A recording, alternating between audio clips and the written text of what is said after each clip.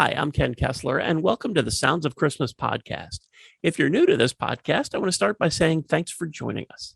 If you're not new, welcome back. Either way, I'm very glad you're here. Now, to avoid any confusion, I want to say that there won't be any music played here. This is a place for conversation. I'll talk about Christmas music and some related topics, sometimes by myself and sometimes with guests. If you're looking for Christmas music, just go to soundsofchristmas.com and click on the tree or the player on the front page or on the Listen Now page. We play the best variety of Christmas music all year long. Well, except in October, when we play the best variety of Halloween music. Even though that's going on right now, we do have our eyes focused ahead on the upcoming season of the Sounds of Christmas, which starts its 15th season on November 1st. And my guests today are also celebrating a 15-year milestone in 2021. Steve Everett and Todd Elmore are joining me on today's podcast. Both are members of Rock by the Sea. Thanks for being here, guys. Thanks for having us. Yeah, thanks for having us. For those who don't know, Rock by the Sea is an organization that puts together music festivals and events to raise money to assist deserving charities who provide direct services to those in need. Every Rock by the Sea event is an intimate showcase of music designed to bring people together for the love of music and the common goal of helping these charities. And it's so cool that in 15 years, you guys are approaching the $1 million mark. That is amazing. Very cool. Thank you. It's quite rewarding as well. The Christmas CDs are how I came across Rock by the Sea. Rock by the Sea started a couple years before the first one came out. I guess, Todd, we'll start with you and then move to Steve. How long have you been with Rock by the Sea? I was trying to figure that out. And I think the answer is either 12 or 13 years because I started the compilation series as a byproduct. You know, the board members, everyone involved with Rock by the Sea is a volunteer. It's 100%, volunteer people from all different walks of life who all have a common interest, which is music and philanthropy. So I was asked to join the board several years prior and couldn't for a couple of different reasons. But when the opportunity presented itself, I did. And so each of the board members is sort of tasked with coming up with a fundraising idea or concept or event. And so for me, it was the compilation series. I had done some previously. I came out of the label system, the music label system, and had spearheaded some Christmas compilations for the label. And so it seemed like a natural fit. And, we talked a little bit before the recording started about transitioning from CD to streaming and some of the other consumer ways of getting music. And so in the early days of the compilation CD, CD sales were a significant part of the revenue stream. Not so much anymore. We sort of looked to sponsorships and even other sort of royalty streams through Sirius XM or through television placements or things like that, where it can, that really helps us raise a lot of money. Through the Sounds of Christmas, I'm connected to lots of Christmas music blog sites. And I got to tell you, there are a lot of people out there who want the hard copies, who still want those CDs. Well, and we still make them and we still sell them. So if you want to go to rockbythesea.bandcamp.com, you can order the physical copies of this year's CD as well as the ones that remain from the catalog. We have sold out of certain versions, which we haven't reprinted. Now, and of course, the Christmas CDs, that's how I came to know Rock by the Sea. While Rock by the Sea and the Sounds of Christmas both started the same year, the Christmas CDs started a couple years later. And it's always great to come across new artists that you may or may not have heard of, or names that you know, doing Christmas songs you love or doing something original. The whole thing is just really cool, and that you've been able to sustain it year after year. Volume 12 is coming up. Is there a specific release date for that? It's October 12th. I don't know when this is airing, but it may have already come out. Okay. If it hasn't come out yet, it is coming out any day now. Check your streaming sites or check the Bandcamp site. Anything you can tell us about this year's release? Well, it's we get music from a variety of sources. At first, it was really just my circle of friends, or even I should say the charities circle of friends, which is how Steve got involved. Steve, how many? Two or three songs on the series? I forget. Yeah, I've done three of them, and I write mine each time just so we don't have to pay any licensing fees. That's helpful too. That is also helpful as well. So, it started the first year or two was really me reaching out to friends or friends of the charity or through other board members. And, hey, do you know anyone who has a Christmas song? And some of it is just, like Steve just mentioned, some of it is custom. Like this year, we have a Run Katie Run is a group here out of Atlanta. And they wrote a song exclusively for our record. So it's exclusive to us. It was written for the charity. And as Steve mentioned, they donate it to us so that we don't have to go out of pocket to pay for licensing, which we do on other songs. There are lots of songs that we have to pay the licensing for, which is fine. Also, the Farleys, which is a husband and wife team out of Madison, Wisconsin. Mike Farley is a music publicist, and I've hired him over the years to help publicize different projects that I've been involved in. And he uncovered a song that he had written in college, a Christmas song that he had written in college, but never recorded it. And he recorded it this year exclusively for our record. I also noticed on this year's release, you have a song by the band Death on Two Wheels. And if I remember right, those guys I did a couple Christmas releases 10, 11 years ago, and they gave me a version, I think, of Little Drummer Boy. And they've got Blue Christmas for You. That's really cool. I'm glad that they're still around.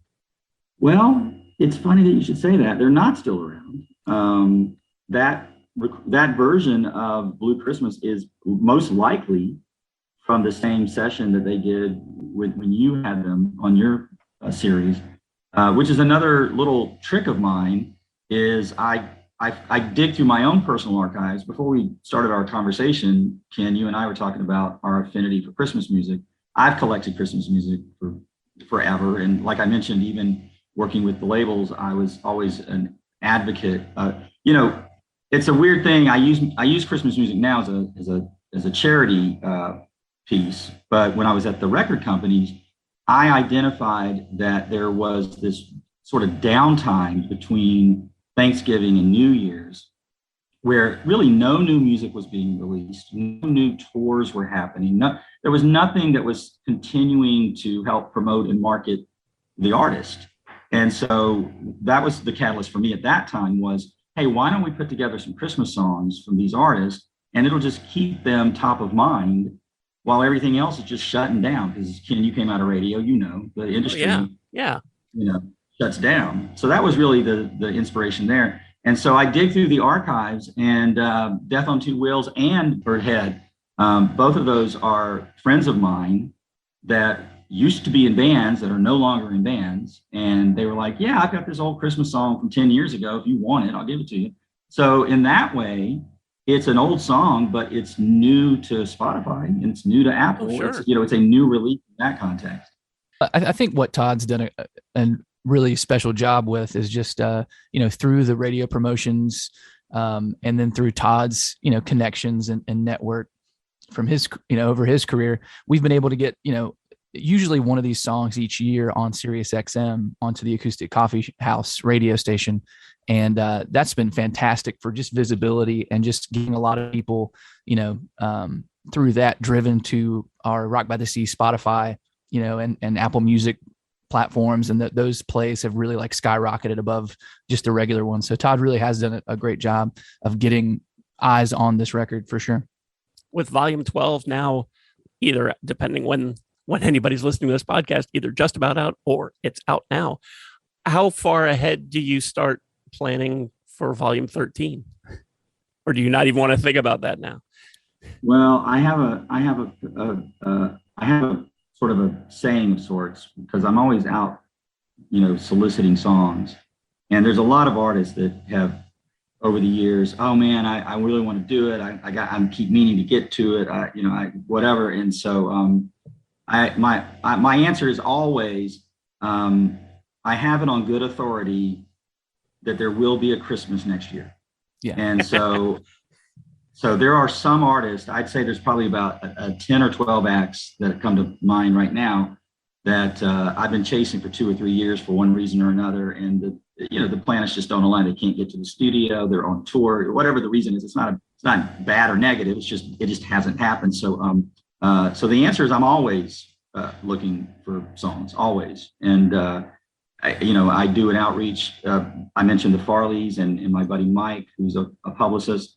One of the songs on this year's release is Bob Malone. It's an original song. Now, he had released it a couple of years ago, so it's not new or exclusive to us, but it will be new to our audience. It will be new to the Rock by the Sea audience and the people that have sort of followed the series. And Bob Malone came to me through Mike Farley. I had said to him, any of your clients, he has all these other clients.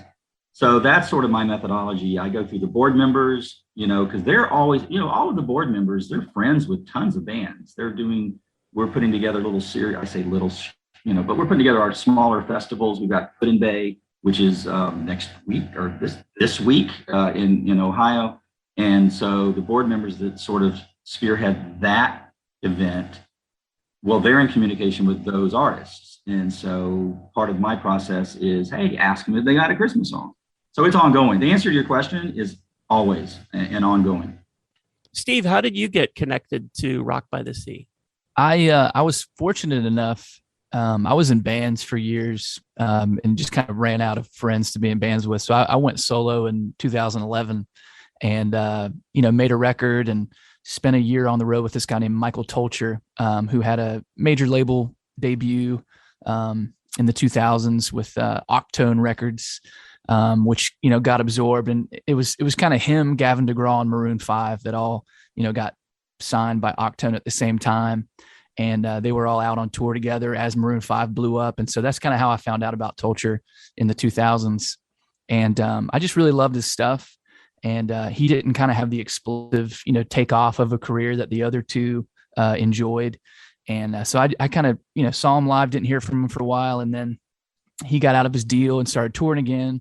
And I just kind of approached him and I was like, man, I think I could be a good sideman for you, just kind of playing some acoustic guitar and singing some harmonies and just kind of be another person up there to make the show go. And so he went for it. And so I spent that year on the road with him and it was great, introduced me to a lot of venues and venue managers all over the country.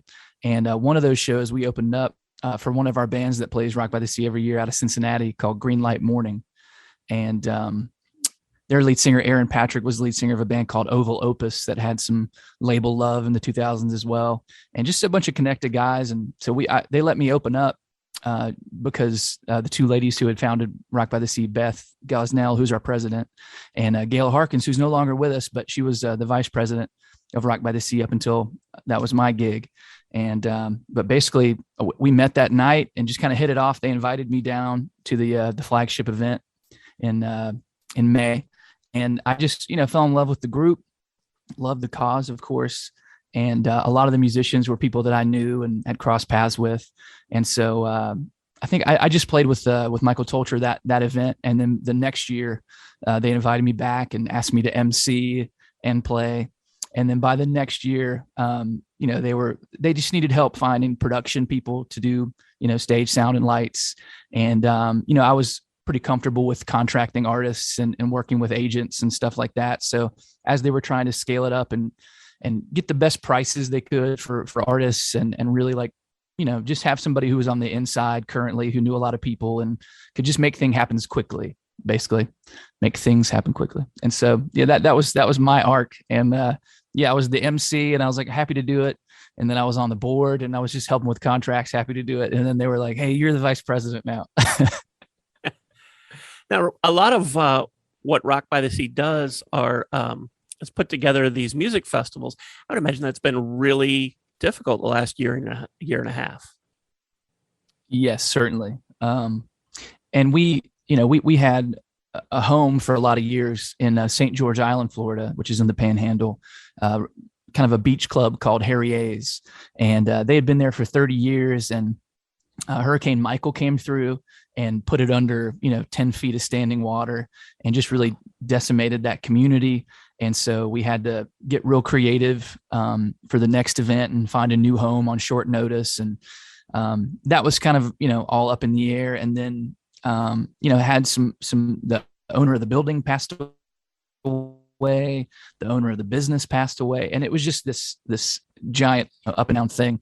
I was bringing it up just to illustrate that we had already had kind of a rough go, and then 2020 was supposed to be the year that things went back to normal, and then obviously that wasn't the case. And so what we did was we kind of invested in some high quality streaming equipment for the charity, and we did the very first Rock by the Stream in May of 2020, and we still were able to raise about $25,000 just via that streaming event. And we had all of our artists just kind of, record the best they could, their sets.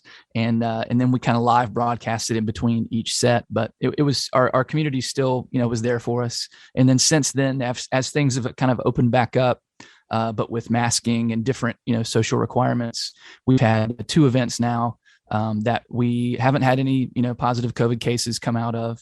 And we've been really careful about, different capacities for the shows in the rooms, and then also just making sure everybody knows all the precautions. And you've got, like Todd mentioned, Rock by the Sea Put-in-Bay, that's in Ohio, coming up this week. It's coming up mid-October, depending on when you're listening to this. And then there's a Christmas event that's in Nashville in December. Is that all that's on the schedule right now, or is there other stuff brewing that not ready to admit to, or can't quite? That's the only 2 things that are confirmed and have tickets for sale at the moment are Rock by the Sea Put-in-Bay, Ohio, which is the 13th through the 15th, and then December 4th on a Saturday we're in Nashville, where I live here, at the Watt. Which is we do it every year there now, and it's become a really fun evening. We've got some local folks. There's going to be a whole lot of guest appearances. I've just kind of asked a lot of friends, and it's going to be fun. We've got a girl who's given us Christmas songs, Leah Bell Fazer. She's going to be there, and actually, I think most of the artists on the bill have contributed or are planning to contribute to the Christmas record. So it's just a fun time for us to all get together. And again, like Todd's saying, find a way during the Christmas season to, to still get some visibility for Rock by the Sea and for our charities, and also raise a little bit of money. I know when we talk charities, people want to know where the money goes. I know there's not a one or 2 specific charities that Rock by the Sea donates to, but can you sort of, and I'm not sure which one of you is better to talk about this, about how you pick charities and who's involved and that kind of thing? Totally. So our founder, president, Beth Gosnell, has been, her life has been touched by cancer with family members, just as most people's have. But she early on had a real soft spot for pediatric brain cancer. And so we have given, I would say that the lion's share of the money we've given out has been to pediatric cancer research and treatment. So right now we're focusing on the Dr. Mitchell is the man's name who runs the lab, but it's the brain tumor immunotherapy program at the University of Florida. And they basically work on glioblastomas, which is the brain tumor that took John McCain's life. And it was 100% fatal in children under 12 up until about 8 years ago when this lab started. And so we were able to, identify this opportunity.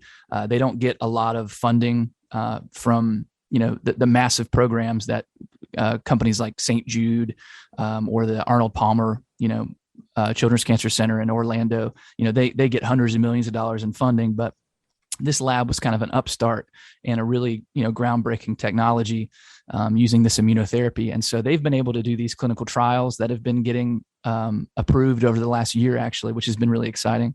And it costs about $60,000 for a kid to go through one of these clinical trials.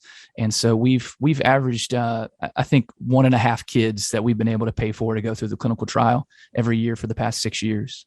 And then apart from that, we give annually to a group called Camp Sunshine, which is a summer camp for kids and their families if they're going through cancer treatments or a few other choice disabilities that kind of preclude them from going to a normal summer camp experience. And it lets them have nurses on staff, and just has a lot of care around the clock so that they can kind of have a more normal experience finally after all the struggles they've been through. But it's mostly those charities. And then some of our smaller events, we'll pick a local charity. So for Christmas, I've been in contact with Hope Kids, which is kind of a similar thing to Camp Sunshine, but they just offer resources for families who are having a child that's being treated for cancer, where maybe St. Jude, they only let you come in, and they have a great network, but it's for a few specific diseases that they're currently, studying and treating. And if you kind of don't fall into that, under that umbrella, there's just some people who can't get resources. And so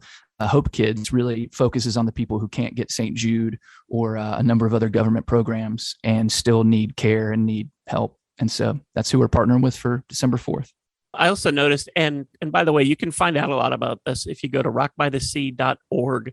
Charities is one of the choices that you can click on, so you can see where your money is going to go to, and several of the organizations that Steve just mentioned are on there. I also want to mention the PKD Foundation, polycystic kidney disease. I have a friend, a good friend who's been touched by that. They do great work helping people. And this is a very difficult thing. And I don't know if this is connected to any one particular event or release that you guys have, that's you're connected to that, or if that's just part of what you do. The board actually meets to discuss where the contributions will go. So the Christmas CD has never had a singular focus. So that money goes into a pool, and then as a board, we divvy up the money. But there are certain events. One of the charities that Steve didn't mention that is sort of unique to St. George Island is the Franklin County Library. So it doesn't even have to be. The majority of our outreach is pediatric cancer, as he said. But we will find small other organizations that are in need, and we'll earmark some money for them. And even some of our artists have gone and played in some of the hospitals. We've had the artists even participate with the kids and in other ways. And I also want to mention that if you're listening to this and you're touched by this, and I hope that at least some of you are, when you go to the rockbythesea.org website, you click on charities, there's a donate now button that you can just go boom and make a donation of whatever amount works for you. It's not something predetermined. And we'll also take a donation subscription if you're so inclined, where you can just give us a little money every month. We call it the NPR model, the sustaining membership. One other thing I noticed, and I don't know how new this is, something you're doing called Right by the Sea. That's right with a W, WRITE. What's Right by the Sea about? Yeah, there's kind of a really similar group. If it was a Venn diagram, these circles would be pretty close to each other. Community that Sister Hazel, the Florida-based rock band, huge 90s success with the song All For You, went platinum. Todd's had a lot of dealings with them over the years, and they're really good buddies. And we just kind of all have existed in their orbit. And this community has been greatly strengthened by Sister Hazel and their efforts on a thing called the Rock Boat, which is a music festival cruise that goes out every year for the last 21 years, I think. And so our founder, Beth, has been on all of those and has found a lot of bands through that community.